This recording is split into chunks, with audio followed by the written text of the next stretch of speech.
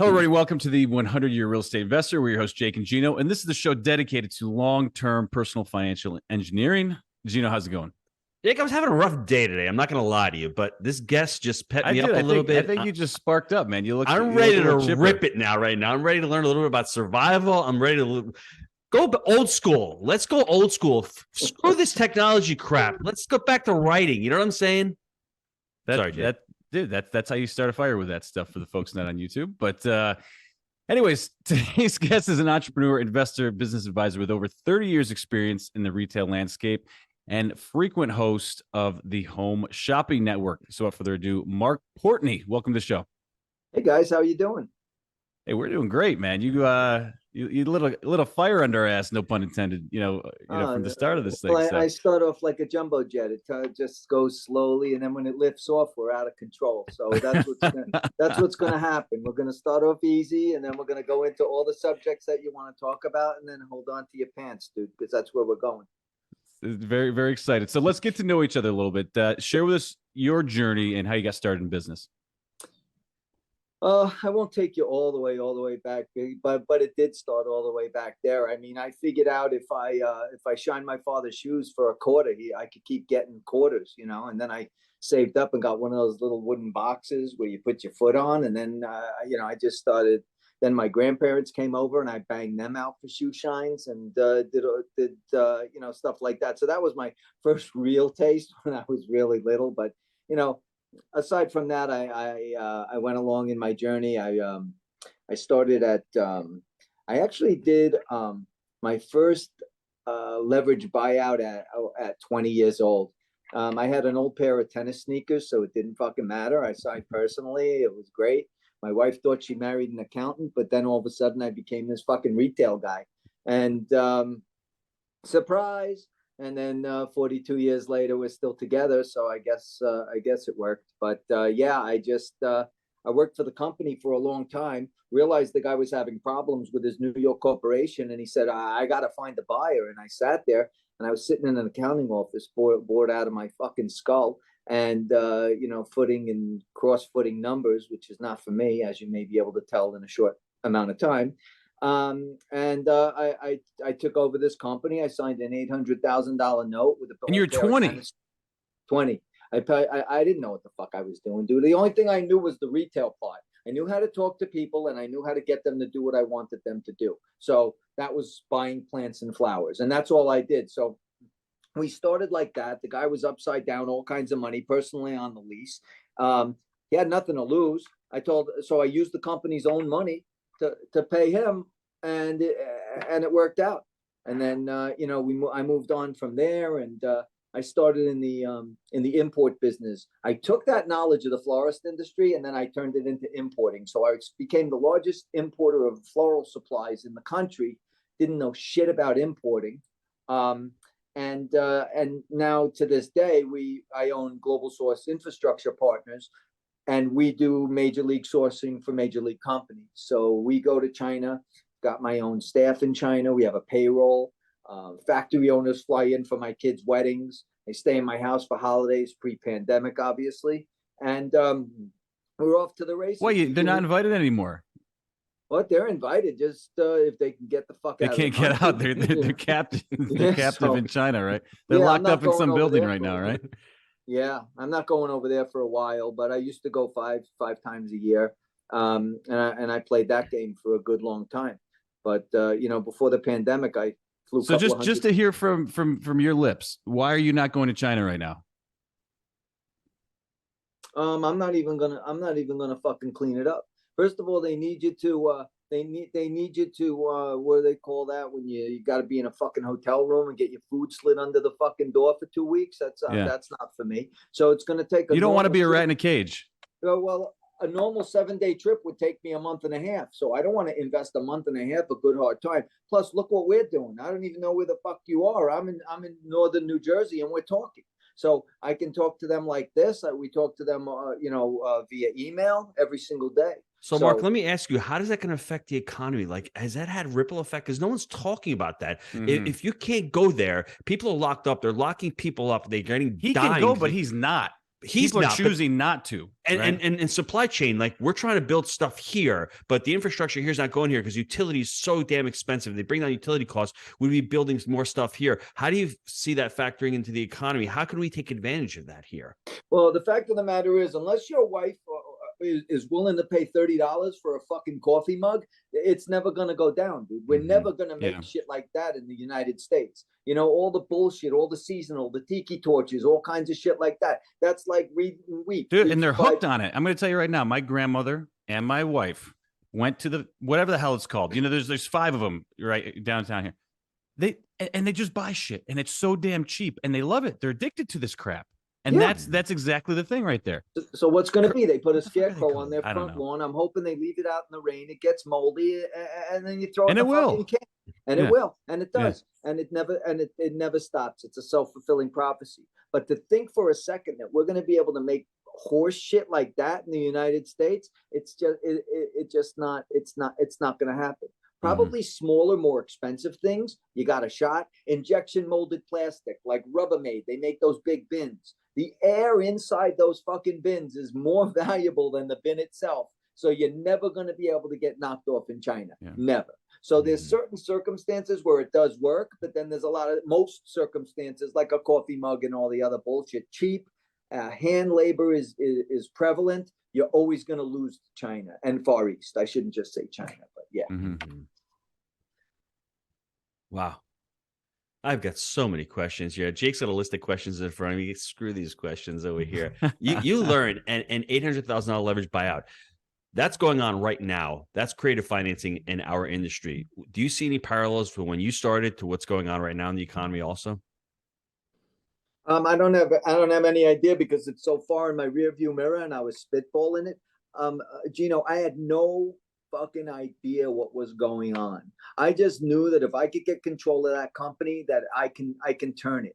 And the first year I did it, 20 years old, 21, I think, I turned it from a $300,000 loss to a $300,000 profit in 1 year. Because but as far as parallels, I don't know. I don't know enough. If I don't know something, I'm just going to tell you straight up. I have no idea. Because from 40 years ago, I was sort of like starting college, and the LBOs was a big thing back then. And what you're trying to do in pulling that into the real estate space right now, there's opportunities out there where there's operators that don't know what they're doing, or mom and pops that want to sell, and you can't go out and get leverage on these deals. The banks aren't going to give you a loan to this thing. So you're using creative financing to take these deals down. And what you did is you saw an opportunity, the valuation over that operational, inefficiency going on. So there's so many different parallels of what you ended up doing. But how did you continue to go into different businesses? What attracted you going from one business to the next business to the next business? How did that look like in your journey? They kind of led me down the path. So what I did then was I went to there was a paper factory that was cutting the rolls for the bouquets. Again, common thread, and the guy was upside down. So I came in, and it probably smelled like shit, right? What's that? Those paper factories stink, dude. Oh yeah, no, this was a different spin on it. This was exhausted heat transfer paper. Okay. And we used to take it and we were like a re-outfitter. We would take it and cut it down and make it into bouquets and do all that. This was so many years ago that they were calling it shit in a sock. But at the end of the day, if I did it today, I'd be hailed a fucking hero and carried off the field on the coach's shoulders because he's saving the fucking world. Back then I was selling shit in a sock. You know what I mean? So timing's everything. Timing is everything. So, there's and that happens all the fucking time. So, so I went to that. I did the bouquets. And then I figured out how to turn it into wrapping paper, and then people attacked me. This isn't wrapping paper. You could see the fuck through it. You could see the present. I was like, so wrap it twice and go fuck yourself. How about that? So that's what we did. So, but like I said, today I'd be hailed a hero because everybody's using brown napkins and all kinds of horse shit. So, dude, I can't get a straw to last, halfway down my drink, and I got to throw the thing out. Exactly, because it's paper. It goes into a sea turtle's asshole or something. I mean, it goes into my asshole because I think I'm eating it. I think that's what's happening. No, you probably are eating part of it, but so that was an associated business. But the guy was underwater, and I came in and I turned the thing around. We sold to dollar stores, and we did all that, but it was a lot of value. But I said, if I could have added in, I wrote 100% recycle. I had the idea, but back then nobody gave a shit, so Hobby Lobby. That's where they went. The damn Hobby Lobby. Who went? My wife, my grandmother. Oh yeah, Hobby Lobby. It's like everything's like $3. But they came home and they spent like $1,200. I'm like, do the math on that shit. Yeah, everything's 80% off. So no, it was. That's what they came home and started pitching me that everything was 60% off. That was the exact pitch. I know that. Yeah. I said, but it's always 60% off, so it's not. Okay. That's a pain. That's a pain in the ass because there's all that glittery shit that we used to bring in, and we used to work with it in the office. Yeah, and he's getting accused of going to a strip club, but he was at the Hobby Lobby, right? Listen, you cut me off with the past, dude. So I bring in the stuff, and we're going through this glittery shit, and it's nighttime, and I got glitter in my fucking underwear, So my wife's like, "What the fuck? How you got glitter in your underwear?" I said, "No, we brought in the It's the Hobby Lobby." No, it's red and green. She was like, "Yeah, okay, all right, yeah." So Jake, this is one of my favorite podcasts. We got sea turtles with straws up their ass. We got glitter in our underwear, but yet sounds like a good time. He's an amazing entrepreneur. He doesn't use technology. He still writes shit down. He gets shit done. So Marc, when you're doing a business and someone wants to become an entrepreneur or get into business, what do you say to them? Like, it's not easy. Like, what skills do you need? Because something you said that really stuck out to me, you got people to do what you wanted them to do. Like, you're a leader, you got to influence. What are you saying to somebody listening to this saying, I want to get into business now? Because it seems like a lot of fun. Well, you're in sales, and that's the basis of sales, getting people to do what you want to do. I turn conversations from fuck do you want to, hey, when can we do burgers? Are we going to do burgers? And that's all in about 28 minutes. That's sales. So I'm getting them to understand and do what I want them to do. And that's the talent. To answer your question directly, I'm unemployable. I've never had a boss. I never worked for a boss. I consider myself unemployable because I'm a wild stallion. There's no way. But the first thing I would tell somebody that's looking to be an entrepreneur is cup your ass and run for the nearest door. That's what I would start with. But then after that, I would tell them that it's going to be a bumpy ride. And when I mean bumpy, I mean bumpy. The guys that are looking for the quick buck, there is no quick buck. There's one quick buck, and that's if you happen to win Powerball or something like that. And every once in a while, even a blind squirrel gets a nut. But dude, you got to wake up every morning and you got to eat it, breathe it, and break your ass. That's the secret sauce. And it's not a secret. So if you want to phone it in, if you, and I'm not. People don't want to hear that though. I don't give a fuck. People, no, but they don't. And that's the thing though. Like you get a lot of people trying to sugarcoat what success looks like, but you just nailed it there. And that's the thing you see online a lot nowadays. It's like, oh, we got the shortcut or the hack. Everyone's looking for the life hack, but that's bullshit. Yeah, we've been swallowing shit because I've been partners with this guy the last 10 years. We've been swallowing shit the last 10 years. It's paid off and it's been worth it, but it's never been easy. Never. I get it. So I was the host of a show called All American Makers on Discovery Science Channel. And I have a website, marcportney.com. These aren't plugs, so don't even think about it. But there's a place to submit your invention, which is a big space that I happen to be in. And the sourcing helps and Amazon management and a couple of other things. But I tell people, save your time. I don't look at apps. You know why? Because people that make apps, and don't write me a letter, go fuck yourself ahead of time. People that do apps think that this is an easy street way to just like be Mark Zuckerberg. One morning you're sniffing balls, and then the next minute you're worth $300 million. It doesn't work like that. It never works like that. It's a long-term game. It's a long game. And the way you do that is through reputation and relationships. Period, exclamation point. I got 4,000 people on my phone. I could call any one of them and they'll pick up my phone. You know why? Because I don't fuck anybody. Do what you say and say what you do. Real easy. And I'd love to make it convoluted, but it's not convoluted, guys. But Marc, it sounds like you have you're enjoying this. So, as all people are saying, oh my God, there's so much work and there's so much struggle. But at the end of the day, he doesn't have a choice. No, He but just said it. He's unemployable. He's got one option here, and that's it. Yeah, but you say we swallow shit, Jake, but sometimes we don't mind swallowing it because we like what we're doing. That's the difference between someone going to work for somebody who has to swallow that shit, but I have a safe, secure job, as opposed to, wow, I may have to work as an entrepreneur. If you like what you're doing, you'll swallow it every now and again because the rest of that day is great. Like it either you do it or you don't, right? If it needs to be 18 hours today, it's going to be 18 hours, right? And that's it. And there's no, well, I want to take the day off. I don't feel like doing it. Shit. That's what I'm referring to. So ever, never. So if you look behind me, the quicksurvive.com, right? So, I mean, quicksurvive.world, that's a waterproof fire starter. Do you know what our business model is? Besides, we have a national television commercial, etc. But we set you up for $5,000. You set up in a dealership. You wake up in the morning and you go to gun shows, camping shows, RV shows, all of this stuff. We're actually putting you in business for $5,000. In that $5,000, we give you enough product to sell for $5,000. So you're basically getting a free booth. But the bottom line is, when I talk to these people all over the country, and that happens, that's happening now. They go on a portal, they click on their merchandise, they go to the gun show, they demonstrate it. It's called yelling and selling. And people just come up, they give you their money, and you go home. That is those are they're not so mini, but they're monster businesses that we're setting up, 50 at a time. I got a call 2 days ago from a woman. She goes, I'm not interested for me. I'm interested for my son. So all of a sudden, in the back of my mind, I'm like, where the fuck is he? Already? He's in the basement. She's trying to get his ass out. He's a jerk off, right? Yeah. So I said to her, listen, lady, if you have trouble getting this kid out of bed in the morning, if you do, let's fucking cut this out right now. Yeah. Because you got to wake up in the morning and break your hole every day, right? And no boss, no nothing. You can make nice money, but if he has trouble getting out of bed, just the fact that she can't be doing it for him, and that's what's happening right now. She called me for him. If my mother ever called for me somewhere, I'd punch myself in the face. You know what I mean? Because you're an asshole. Exactly. You're an asshole.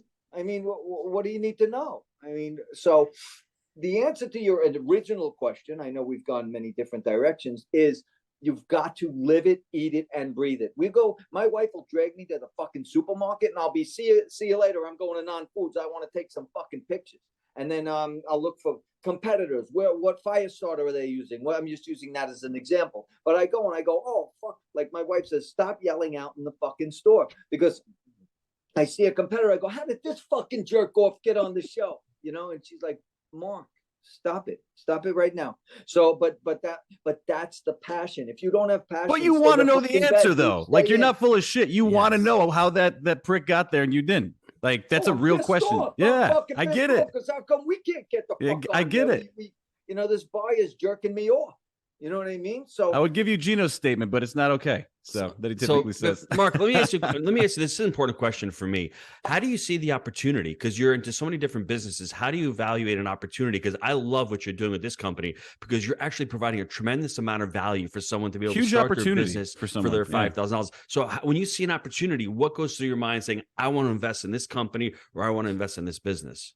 Yeah, I mean, for instance, I'm doing the Quick Survive with the dealership model. I'll send you the video that we send. It's a 2.5-minute video, and it's like, bosses suck.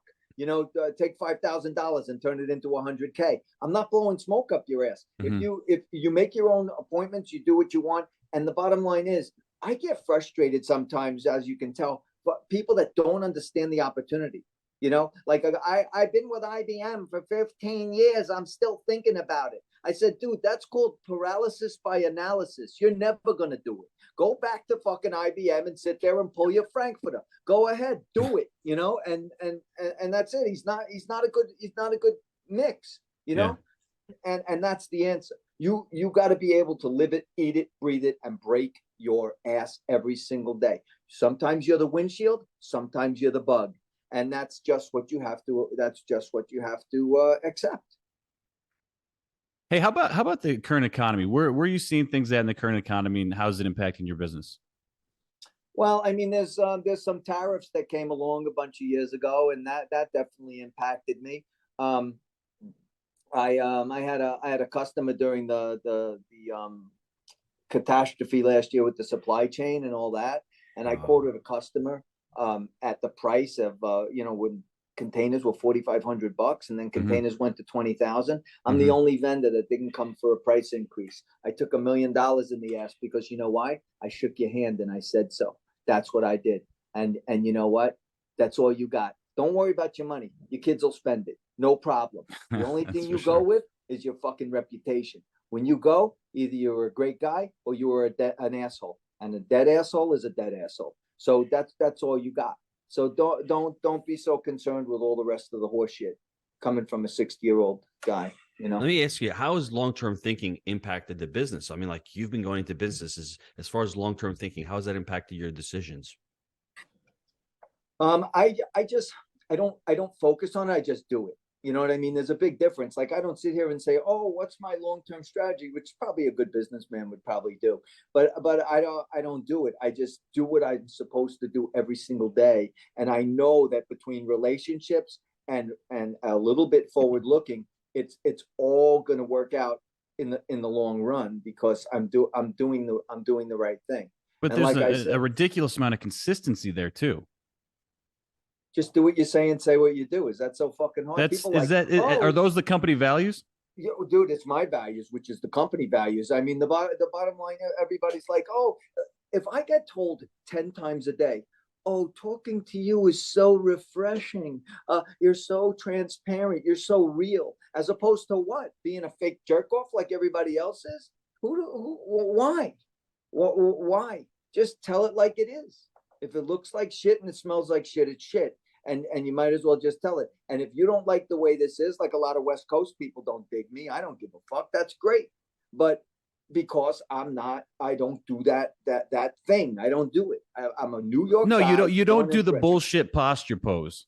No. That's what you're nailing on. There's a West Coast posture bullshit that they come off. It's polished, but it's always this posture game, and you're always trying to say, what's this guy really getting at? And I know exactly what you're talking about. Yeah, they still tag your ass just like everybody else. Exactly, they just do it with a smile and some fucking horse shit. I'm not into it. Mark, let's get it on the table. Let's see if there's a way for both of us to make money. If there is, fantastic. If there's not, let's just move the fuck on. So how have you built that muscle? Because that's number one, a muscle. And number two, is that hurt your business, do you think, in the short run? In the long run, it has not. But in the short run, has it hurt your business? And a lot of us out there, a lot of people listening out there want to have that. I mean, was that you early on, or did you learn at a certain point in your life where, listen, I'm going to be myself. I'm going to be the real deal? I mean, honestly, it got me the TV show because the executive producers were actually interviewing my daughter for a show, and then they got me on the phone, and they were like, "Oh my God, what the hell is going on?" So that's how it turned into the TV show. So I've pretty much been this way. I have honed it. If we're being totally open and transparent, I have honed the skill. I do know I ride the outrageous line, but I don't go into places that freak people out. So I like to surf on the outrageous line. And every once in a while, I'll dip a toe over and then bring it back, and then dip a toe over and bring it back. But what people find is that what they're thinking I'm saying, and what's happening is they don't have the balls to say it. But that's exactly right. That's exactly right. Because so many people are just like, they're professional etiquette, all the things that they're supposed to be. The problem is you get lost in a sea of everyone else doing the same thing. And they're not really thinking that they're doing it because they feel compelled to do it, where Mark's saying, this is who I am. I don't give a shit. And I'm just going to hang it out there. And that's why the producer noticed him, because he said, there's people that feel this way. They're just not willing to go there. This guy is. It's refreshing.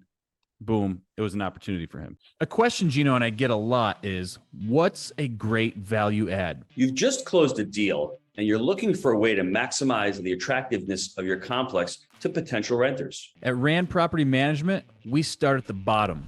Literally, we start with the flooring. And that means we start with a call to Christian Chapman and his team at David's Abbey Carpet and Flooring. No one wants to deal with the expense and hassle of putting in new floors, and that is exactly why we turned to David's Abbey. David's Abbey Carpet and Flooring provides a quality, long-lasting product at a great price. The wear layer and waterproofing that comes standard with all David Abbey products will ensure you are on solid ground for years to come. My favorite part of working with Christian and his team is convenience. David's Abbey will direct ship their product to anywhere in the U.S.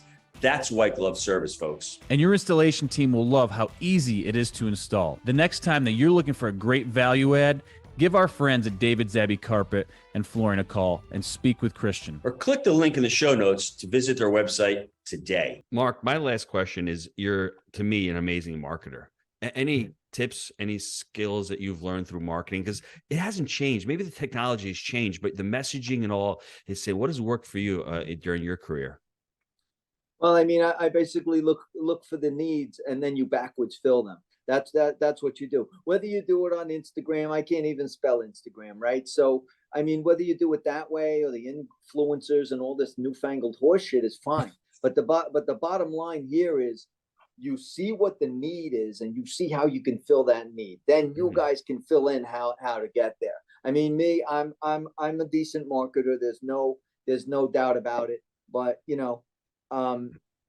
it's, I just. So how did you bridge that though? So you're a good marketer, but you don't build business off of only marketing. You have to have business systems and scale. How did you take the power of the marketing that you intuitively had and also scale a business at the same time? Or were you good with systems and scale as well?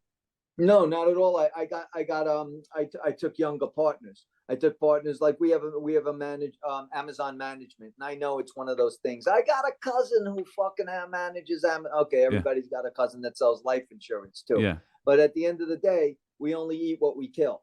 That's the difference between me and saying, "Oh, just give me 10,000 a month and we'll talk later." No, I'll do it. I'll put it up, but you got to give me a slice, and don't cry like a bitch when I'm doing 500,000 a month.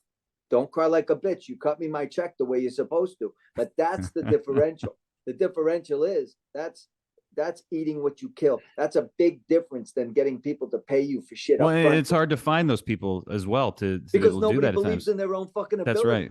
Yeah. Nobody. Right. Yeah. So I'm like, if I'm good enough to do it, and I do lose accounts. People suck. But at the same time, I got younger partners. To answer your original question, Jake. I took younger partners who have the ability to manage Amazon, understand to do a reach out, lead generations, all the stuff that I can't do. You get me anybody on the horn, and I bet you we'll be doing some kind of business. But I can't find 950 leads on people that want a private label fire starter. I wouldn't even know. You know what I mean? So all of those doomsday prepper companies, we private label. We might need a Jake and Gino private label fire starter. Like I think that might be the next thing, Gino. We might have to talk to him after this, right? I like the idea. No, if you got a deadbeat cousin, we'll set him up in a dealership. He'll be making $100,000. Listen, I'm not gonna send you a deadbeat. All right, I'm not gonna send you somebody that's in the basement. He needs direction. We'll give him direction. Fair enough. So if folks want to find out more, where do they go? What's the hub, website, et cetera, to learn more about yourself and the fire starters, et cetera? Well, you could go. The fire starter is quicksurvive.world. And then you can go there, and then there's a button for become a dealer, things like that. I've got a website, marcportney.com. That's Mark with a C, Portney.com, and I answer all the submissions, and that's Tell me something right now, because I'm going to be disappointed, but I want you to shoot me straight. Is the transaction simple? Because it seemed like, to me, simple sells, and if I was going to come and become a dealer with you, how simple is transacting business with you to get to that point? Okay, so you go on, I don't even know that's my partner's bag. It's like quicksurvivedealer.com or something like that. And then you go on, but you just follow quicksurvive.world and follow it through. You go on a portal, you click 5Gs, that's it though. 5Gs gives you the booth and enough product to sell 5Gs. So, and that's it. You just click on it, you put your credit card in there, and you're off to the races. We have a vice president of dealer development who sticks to you like glue. He trains you. He finds you shows. He speaks to the fire marshal, gets you a fire permit. You don't have to do anything except stand there and say, "Hey, you want to see something cool? Watch this," and then clip them for $50 at a time. I mean, literally, am I oversimplifying? I apologize. Gino, you got to recap for me, because I think this would be one of your finest moments if you do. You ready for this? Well, I have to say, honestly, this may sound, I don't want to say strange, but I was having a rough couple of days, and I think God introduced me to Mark today to to enliven my spirits. I'm telling you, he needed to light a fire under your ass, and he got not him even the quick light a start. fire. I just needed to He laugh. did. I needed to laugh a little bit, and I needed to really stop taking myself so damn seriously and all these stupid little problems. Because if I've got a problem and money solves the problem, then I don't have a problem. I need to continue to understand that. I forget that sometimes. And I love the fact that at 20 years old, he went out, he did a leverage buyout, didn't have a pot to piss in, but meanwhile went from negative 300 to positive 300. That's pretty freaking amazing, everybody. So when I hear somebody out there saying, I don't have money to get into multifamily, you don't need money. You need creativity, you need some skills. And in Mark's words, he said you need some cojones. You probably need some balls too. Yeah, probably that too. And I think... need. And I think that iterations of continuing to grow, continuing to get to the next business and the next business. And I think marketing has been in the background of his mind, and to figure out what the needs are, fill those needs, and try to make it simple. And at the end of the day, do what you say what you do, and provide value to your customers. That's what business is all about. And we all have it in ourselves to become entrepreneurs. I know we do. We just have to stop freaking drinking the Kool-Aid and understanding what we want from our lives. Your life's going to be tough, whether you're working for the man or you're working for yourself. You have the decision to make whichever one you want. And from Jake and myself and from Mark, we've worked for ourselves. Some days are great, some days aren't, but the days that are great are a lot better than the days that aren't. So hope that was a good enough wrap for you, Jake. I'm just happy to see my dude back in action here. So, Mark, really appreciate your time today, gang. As always, we believe in buying deals for the long term. Think in decades. I'm Jake. He's a G Daddy, and we make it happen. We'll see you next time.